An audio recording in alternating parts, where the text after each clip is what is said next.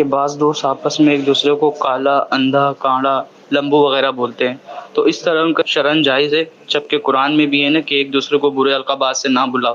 اس حوالے سے ہماری رہنمائی فرمائیں۔ کسی کو بھی چاہے دوست ہو، رشتہ دار ہوں، حتیٰ کہ اولاد ہو، کوئی بھی ہو، تو اس کو برے نام سے پکارنا یقیناً یہ اس کے لیے ایذا اور تکلیف کا باعث ہے۔ بالکل۔ تو لہٰذا اس کی ہرگز اجازت نہیں ہے، جیسے کہ خود سائل نے بھی بیان کیا کہ اللہ پاک نے قرآن مجید میں اس سے منع فرمایا لا تنابزوا بالالقاب، کہ برے ناموں سے، برے القاب سے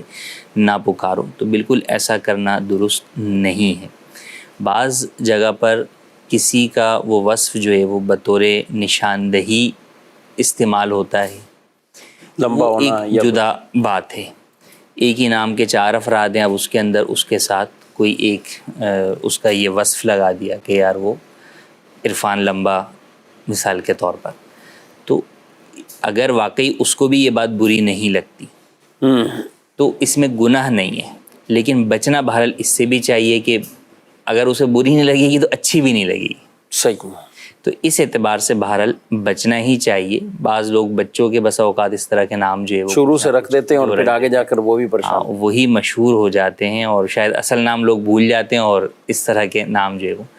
تو بالکل ایسا نہیں ہونا چاہیے۔ خاص طور پہ ایسا وصف تو ہرگز نہیں ہونا چاہیے جو کہ اس انسان کی اپنی ذات کے اندر ہے نا، اور اس کے جسم کا کوئی عیب ہے، تو اب اس کے اندر اس کا کوئی وہی نہیں ہے، قصور ہی نہیں ہے۔ صحیح بات۔ وہ تو ایک چیز اس کو جو ہے وہ قدرتی طور پر ملی ہوئی ہے، تو لہٰذا اس طرح کی کسی بھی چیز کے ساتھ نہیں پکارنا چاہیے۔ سامنے والے کو اگر برا لگتا ہے تو پھر واضح طور پر جو ہے وہ ناجائز ہے، حرام ہے، گناہ ہے، اور اگر اسے برا نہیں لگتا تو بھی بچنا چاہیے۔ اور یہ برا نہ لگنے کا فیصلہ خود تو نہیں کر سکتے کہ اس کو برا نہیں، اس کو برا نہیں لگنا جی، بس اوقات سامنے والا جو ہے وہ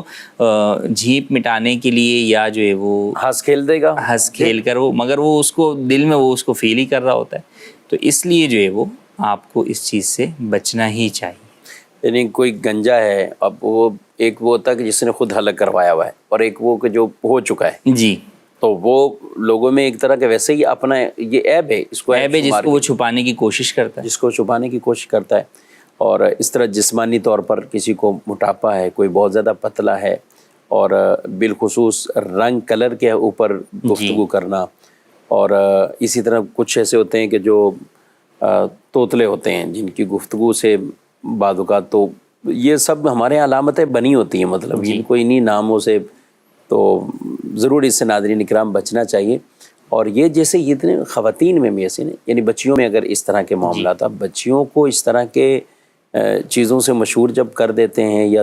سب خاندان میں، تو یہ اس کے ساتھ تو ایک ایسی ایک اور اضافی عیب جڑ جاتا ہے گویا کہ اس کے ساتھ، اور یہ کہ بسا اوقات وہ عیب ہوتا بھی نہیں ہے، صحیح، ویسے ہی وہ لگا دیا اس جیسے لگا دیا، جیسا وہ کوئی ایکسٹرا لمبا نہیں ہے، اچھا ٹھیک، دوسرے چھوٹے ہیں تو اس کے مقابلے میں اسے لمبا قرار دے دیا، لمبا کرا دیں، صحیح، یا وہ بالکل اور یا اس کا قد بہت چھوٹا نہیں ہے لیکن وہ گھر میں سب سے چھوٹی ہے تو اس کے ساتھ جو ہے نا وہ اس کو بنا دیا، یوں لگا دیا، تو وہ عیب بھی بسا اوقات نہیں ہوتا، مگر وہی بات ہے کہ اس کے ساتھ ایک ایسا جو ہے وہ صفت جوڑ دی جاتی ہے جس سے اسے تکلیف ہوتی ہے۔ ہمارے نبی صلی اللہ علیہ وسلم نے حجۃ الوداع کے موقع پر جو خطبہ دیا تھا تو اس میں ایک یہ پہلو بھی تھا، اس میں ایک چیز یہ بھی ارشاد فرمائی تھی کہ کسی گورے کو، سفید رنگ والے کو، کسی کالے پر وہ کوئی فضیلت حاصل نہیں، کسی عربی کو اجمی پر یہ کوئی فضیلت حاصل نہیں۔ فضیلت کا جو دار و مدار ہے وہ تقویٰ ہے، یعنی جس کے اندر جتنا زیادہ تقویٰ ہے، پرہیزگاری ہے، سبحان اللہ، اللہ کے نزدیک وہ زیادہ مقرب ہے، اللہ کے نزدیک وہ زیادہ عزت والا ہے۔ ان اکرمکم عند اللہ اتقاکم،